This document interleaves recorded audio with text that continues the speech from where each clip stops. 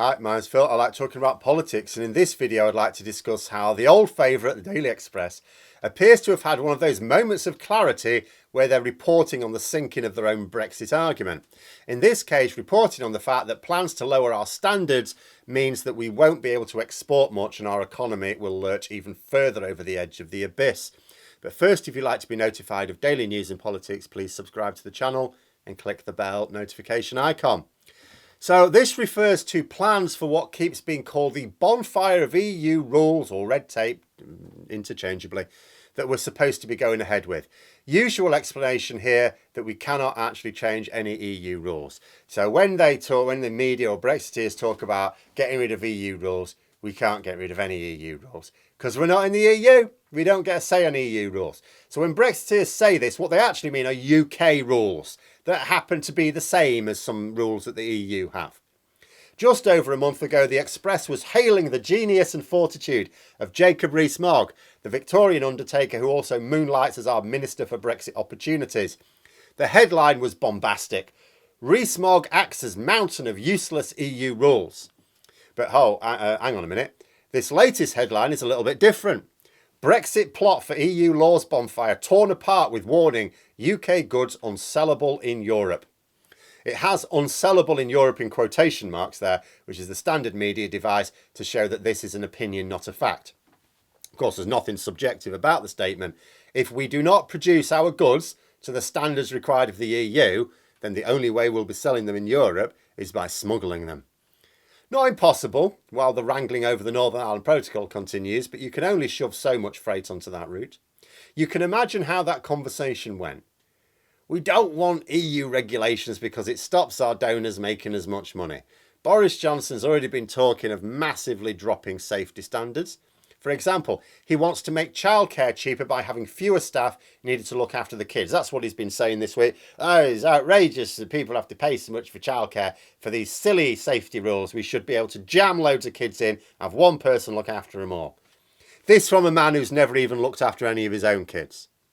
And if the odd infant ends up dying or with serious injuries as a result, not a problem. We'll just chuck the overworked childcare worker into prison and keep raking in the profits. In fact, Johnson has his eye on a whole load of health and safety legislation to fall by the wayside. And as if the universe was trying to warn us about the consequences of that, my partner came across news stories of how 2 people have been melted to death falling into molten steel in America in the same steel plant within the space of a few weeks. When you pursue a model of low regulation, it's the population that suffers, but they never get any gain from it. The gain is entirely for some business owners. And I say some business owners because a great many business owners would rather keep the regulations. They understand the need for them. But I could just imagine Brexiteers in Cabinet being terribly happy at getting rid of what they think are EU rules, only for someone to pipe up, so how are we going to export then? What? Well, if our goods don't meet the standards for the market we want to sell to, we won't be able to sell them. You know, remember the live bivalve mollusks problem? Oh yeah, didn't think of that, did we? But anyway, let's pick a few things from the article, subject it to a bit of thought.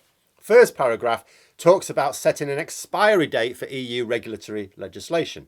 The idea is you put your timer on it. You say, look, all these EU rules, right? We're putting a timer on it. When the timer runs out, they're gone. You know, to let businesses prepare for when it will lapse. But this idea only works, first of all, on the notion that we have EU laws in this country. Like I said, we don't. We're not in the EU. Part of the process for leaving the EU involves spending years, a painstaking exercise, making sure that all the EU laws that we did have in place as EU members were transferred specifically into UK laws. There was a whole exercise done. We don't have a load of these EU laws left over. They're all UK laws now. So, and any that we didn't want, they would got rid of that part of the process. So what the government are talking about here is changing UK laws without Parliament having any scrutiny or saying the matter. That's what this is. It's a disguised way of letting the government just make its own laws. All that bollocks about Brexiteers wanting our Parliament to decide things, which it always did, is trampled by this move. This is a way to let the government change laws independently of Parliament.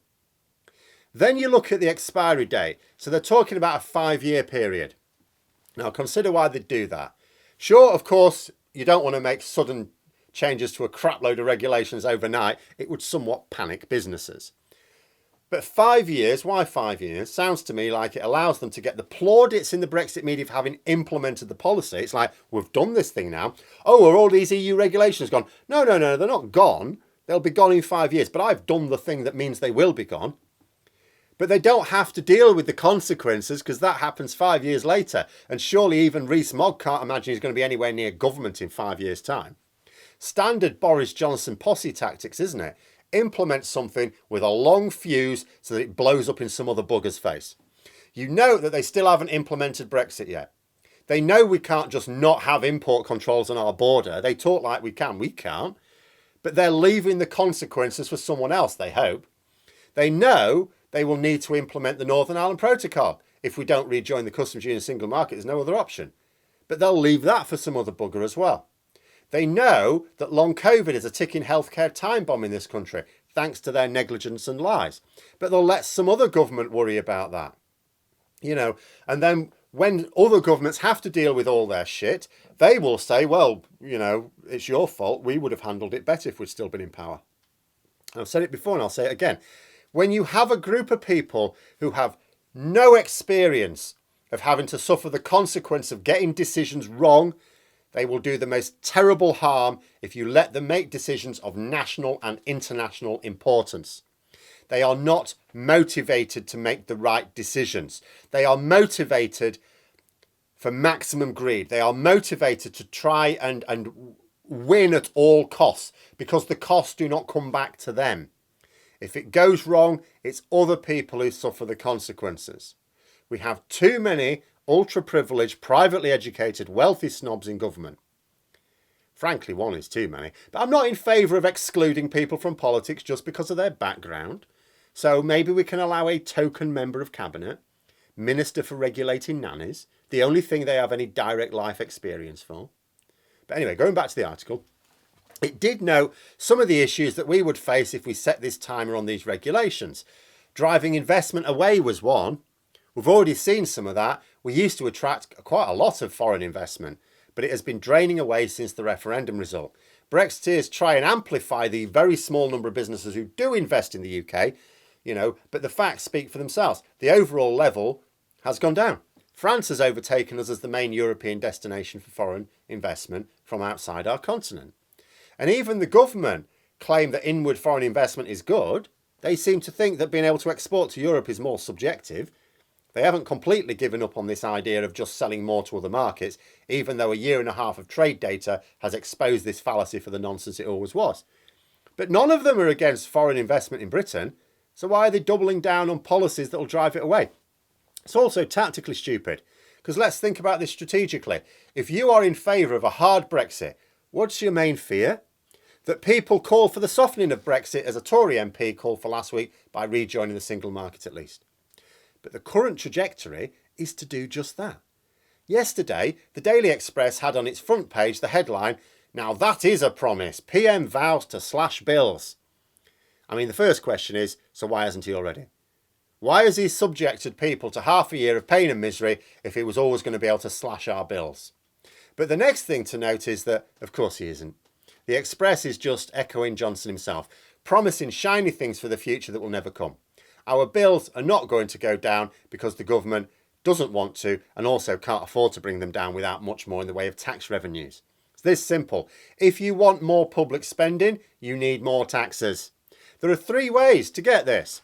First is to tax the rich, but the Conservatives they'll never go for a wealth tax, and they actually cut taxes for the ultra wealthy.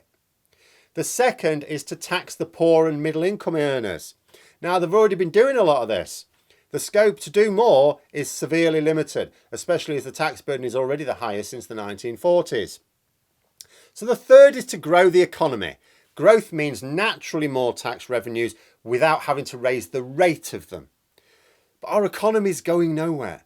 We are the only country in the G20 forecast for zero growth next year, although that is still better than Russia's negative forecast. So Johnson isn't getting more growth. And if Brexiteers push him to make Brexit even harder than it already is, that zero growth will become negative. You would think they would want to keep him in power to keep delivering their Brexit. What do they think's going to happen if Labour come to power?